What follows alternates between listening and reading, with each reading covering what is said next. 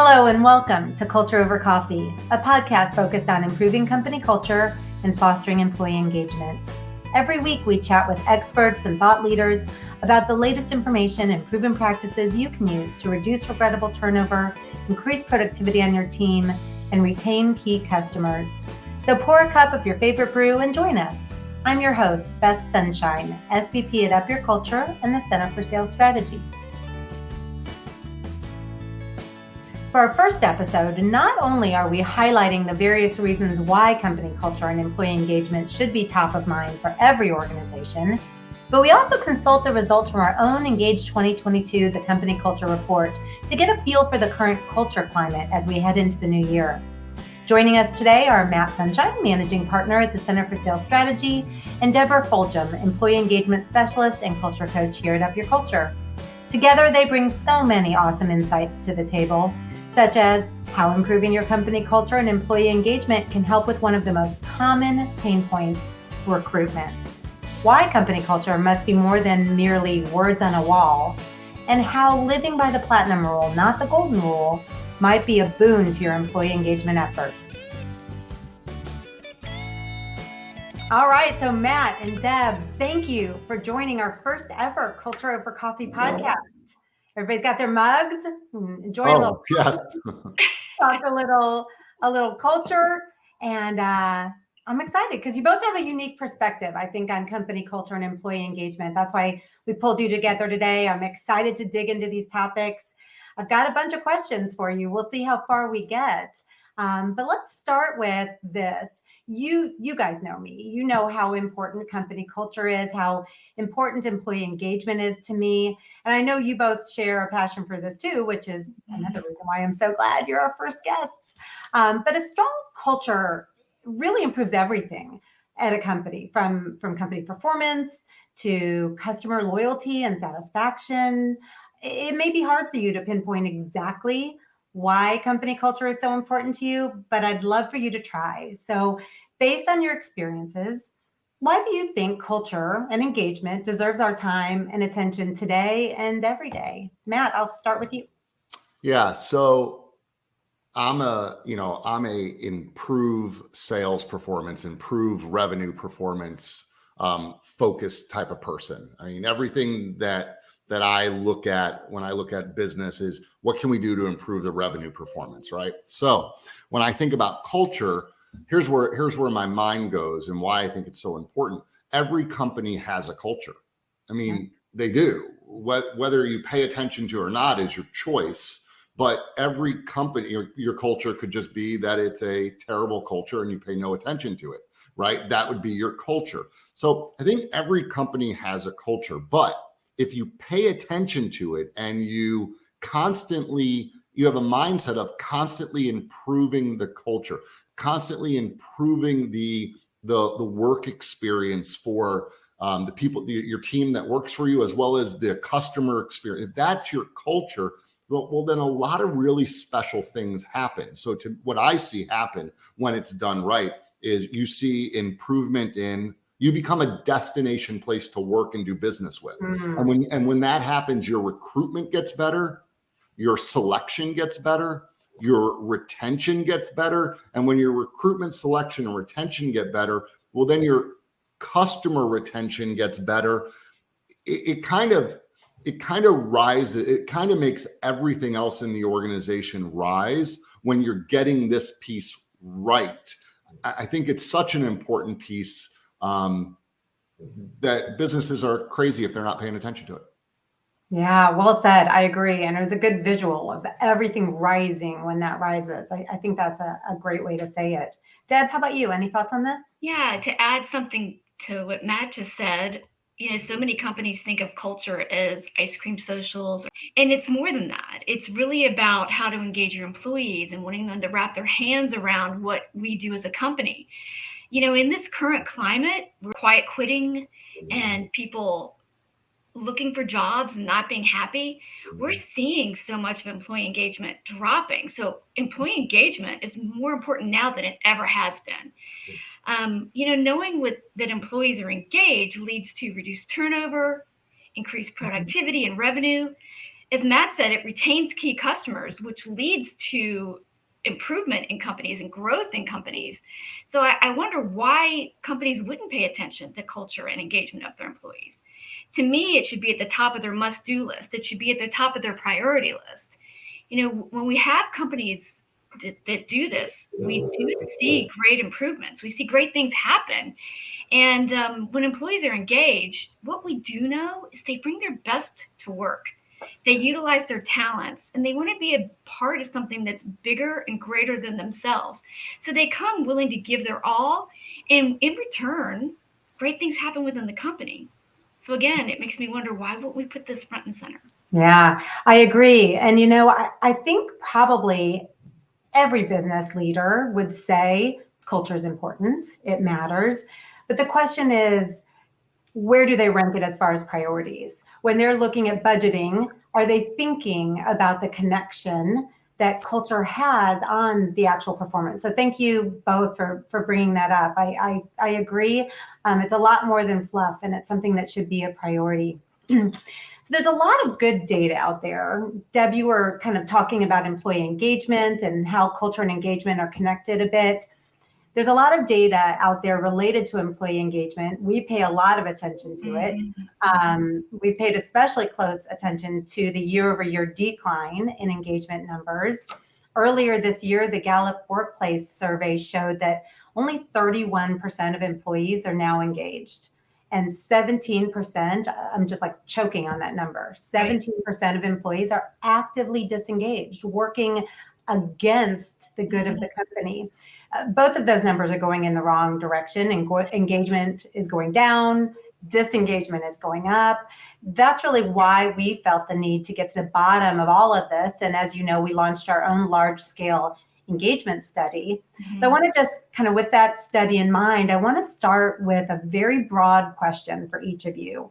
Knowing that employee engagement is dropping, we asked people about their perception of the future, and most of them were optimistic. They believed that their cultures were improving, but almost 31% disclosed their fear that their cultures are instead getting worse. So what are you seeing out there? What are you hearing from clients or the people that you're interacting with or working with? What are they saying they see when they look ahead when it comes to company culture? And what are you seeing? Deb, let's start with you. So it's really interesting. We've actually seen this happen with some current clients. At the beginning of the year with the survey, everything looked great, and they put all their efforts into it. And when we look at their end of year surveys, the numbers are either staying the same or going down. We are celebrating if they're staying the same, because based on the data you just shared, anything that, even if it goes down a few points, we're really happy with, because if they hadn't been paying attention to their culture, we don't want them to be that 32 or 31%. We want them to be much higher than that, right? So even though they may feel like it's flat, or all the work they did was for nothing, it's not true. If they hadn't been paying attention to their culture and the engagement of their people, those numbers could be really bad. We're seeing those, even though they feel they're bad, we're seeing results in the 70 and 80 percentiles. We're really happy with that. So, this is so much stronger than we're seeing globally or even in the United States. It's a big deal. So if they hadn't been intentional with their culture and paying attention to their shared mission, their people development, valuing the voice of their people and earning their trust, they'd be in trouble. So they're way ahead of other companies. And those are reasons to celebrate, right? Yeah. So imagine if they hadn't been actively participating and working on their culture. We're really glad that they've been focusing on this. And the most important part of all this is they're focusing on their people, because when they are, they're way ahead of everybody else. I like that. So while engagement overall is dropping, you're finding that if you're intentional and even getting survey results that show staying the same, or maybe rising a point, dropping a point, that's something to celebrate. Good point. Absolutely. Matt, how about you? What do you think? So I'll take a little different approach answering this question. So almost every client that we work with and every business owner or sales leader that I speak to these days will share with me that their biggest frustration or biggest pain point is with recruitment. They can't find really good people. It's not that they can't find people. They can't find really good people, qualified people, people that are both talented and skilled and experienced in what they need. Second thing is, almost every client that we work with has suffered from some sort of turnover. Whether it's people deciding that they just want to go into retirement, whether it's people taking different jobs, whether it's people that want hybrid or whatever, there's a lot of turnover. The great resignation is real, right? And that really happened. So you have business leaders and business owners and clients that I'm talking to that are all saying the same thing. We have a recruitment problem. We have a retention problem. We need help there. But what they'll also say, and I know it's because we don't have as strong a culture as we need. Or they'll say it this way. They'll say, Matt, I will tell you, culture is the most important thing, right? I hear that culture is the most important thing that we have to work on here. And they'll even, in a conversation, make the jump to say, oh, and I understand how really good engagement of current folks would help me with retention and make me be an employer of choice that people want to come to. I get that. But here's the rub. Fixing your culture and improving your engagement it's not a fad diet. It's not a cleanse that you do for 14 days and then you look great. It's not.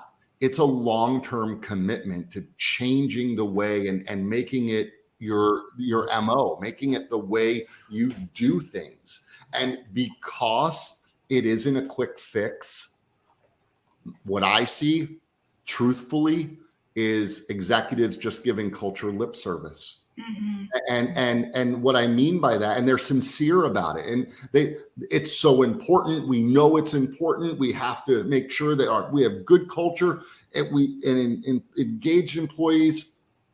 But I don't have time to do that right now because I have to go sit in this meeting, or I have to go do this, or I have to go do that. And by doing that, it impacts your culture. So I think culture and engagement has never been a bigger topic. Unfortunately, though, because people want the quick fix, and this isn't a quick fix, the companies that get ahead will be the ones that say, you know what? Best time to plant a tree 20 years ago. Second best time to plant a tree today. We're going to get after it. It's going to take a while, but by second quarter next year, it's going to start making a difference. So who do you think, just following up on that a little bit, Matt, is responsible for culture? Who, you talked about the executives giving it lip service, but maybe not taking action. Like, who listening to this, or who in an organization is ultimately responsible for the culture? To me, it starts at the CEO. Okay. To me, it starts at leadership. If you're a middle manager and this is your passion, great. The 6-8 people that report to you, you guys will have a great culture. And you guys will be engaged, and that'll be enough to get you through a lot of ups and downs. But if the organization as a whole isn't bought in, then at some point it's in conflict with each other. And by the way, having a good culture and having engaged employees doesn't mean that as a leader in one of our best clients and long-term clients, don't confuse my kindness. Things happen. Don't confuse my kindness with weakness. Weakness, right? Don't confuse my kindness with weakness. One of my favorite expressions, I can't believe I forgot it there for a second, but don't confuse my kindness with weakness. In other words, we're going to have a really good culture. We're going to have highly engaged people. And we're going to have high expectations. And by the way, our culture is that we have high expectations and that we're accountable to each other and that we do the right thing because that's our culture and we all buy into that. Sometimes I think when people hear culture, they think it means we're going to be soft on people. It doesn't mean that we're going to be soft and not hold people accountable. It means that we're going to have a culture where people feel like they have a voice and they can participate and that there's transparency and that they're part of something that they want to be a part of. I think not paying attention to this, I think that because it's not a quick fix, it doesn't get the attention it needs or deserves. Well said. I'll be stealing the fad diet and the cleanse analogy because I think it says it beautifully. And I agree with you that it starts at the top at the C level. However, I'll even take it a step further and say, I think everyone in the organization is ultimately responsible for culture because one manager not willing to jump on board can have a very toxic effect. But you're right, it starts at the top. And thank you for clarifying on that.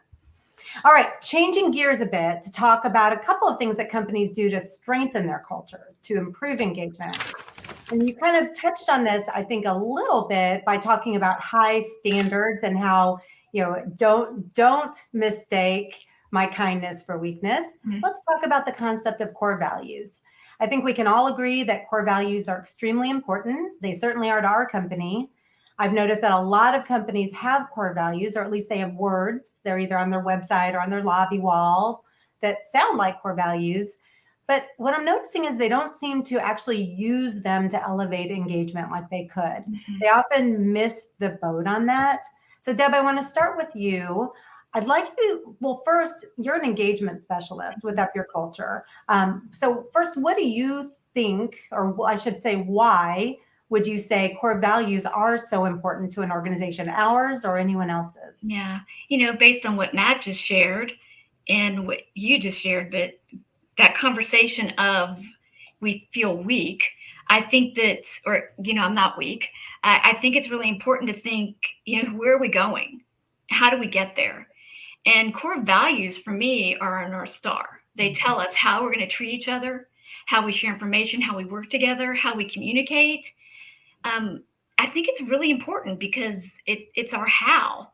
And they have to be more than just words on the wall, like you just shared. They have to be part of something bigger so that I feel I'm part of that. Do those words speak to me? Is that who I am? And going back to what Matt was sharing about recruitment, if this is who a company is and this is who I am, then that's where I want to work. So I think it's really important to think about those core values. And it kind of defines us. It gives us our personality as a company and helps us stand out from everybody else. It's important to give people rules to work by, going to that accountability that we were just talking about. It sets expectations of what we expect when you work here. If our core values speak to you as a person, then you may be a perfect fit for us. And if they don't align, we may not be your people. It's okay. We want you to work where you fit, and we want people who are going to help us move forward, not move backwards. So I think that's a really important thing. We talk about this often, like you just said, are they words on the wall? And they have to be more than that. If you think of a company like Enron, who had the word integrity on their lobby wall, that CEO walked by that every single day. And we know how that ended. So it was just a word that he didn't live by, but he felt like we need to have a fancy word on the wall. And I even think about, recently with Starbucks, going on that listening tour from Howard Schultz. He came out of retirement for the third time. He listened to people. And on that tour, he heard someone say, what we say we are and what we do right now are two different things. So he realized that we weren't living by our core values, and he needed to align everybody back to that. So they're more than just words. They are who we are, which I think is a really important thing. And if you think about that, you need to hire people in your company who have those core values, and maybe even that they're their personal core values. I knew that with one of the things that drew me to our company was that's who I was. That's who I was as a person. And I thought, these are my people.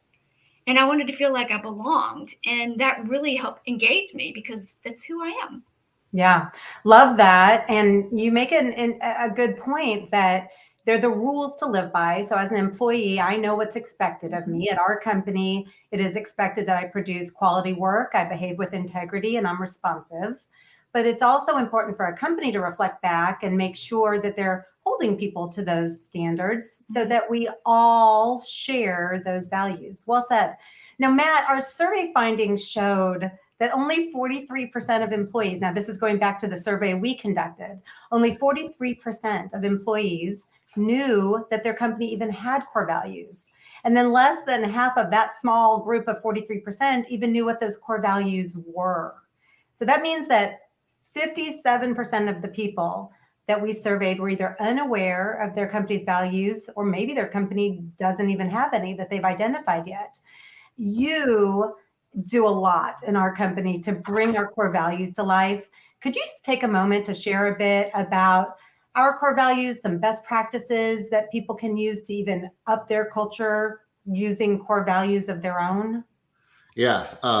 One thing, so our core values, quality, integrity, and responsiveness, and they're important. They're important enough that if someone is not showing quality, integrity, and responsiveness, they're not going to work here.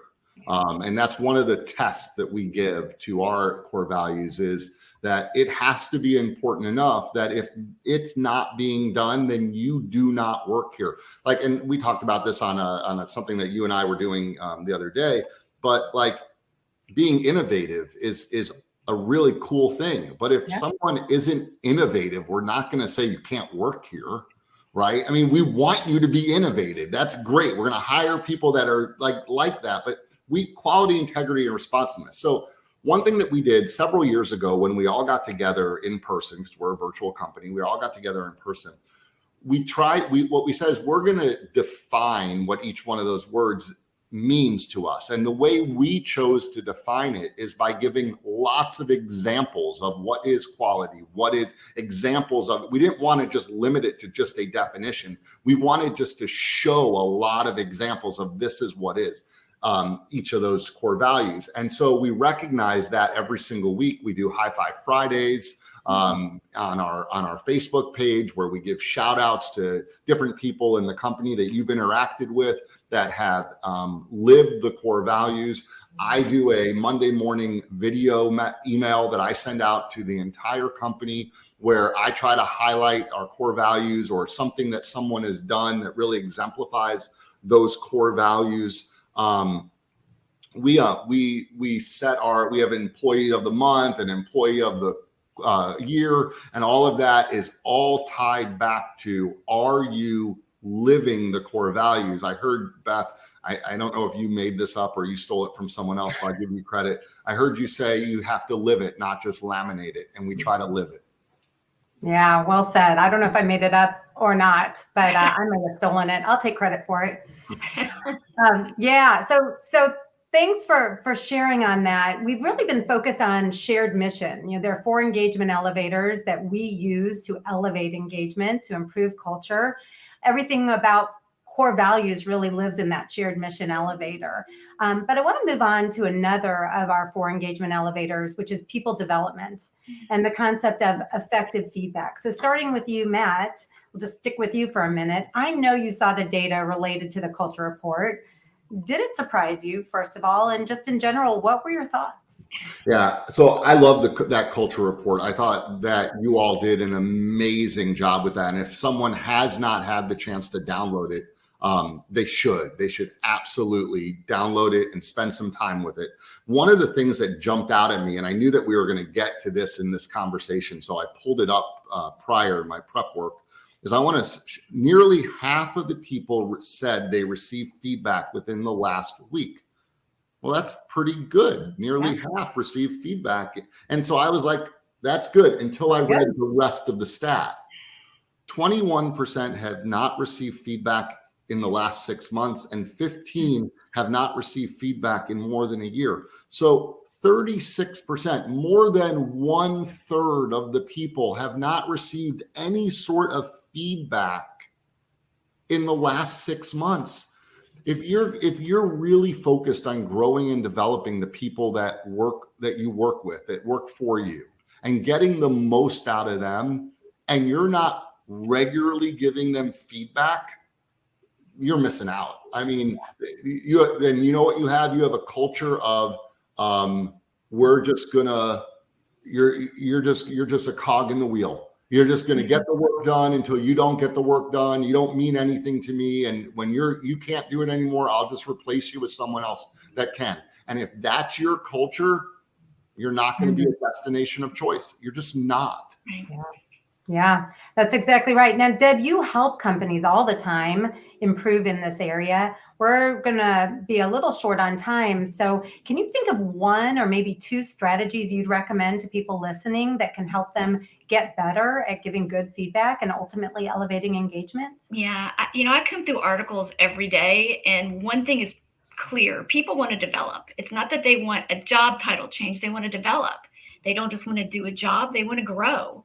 And I think that we need to spend more time with that. One tool that we have, well, let me just say this first.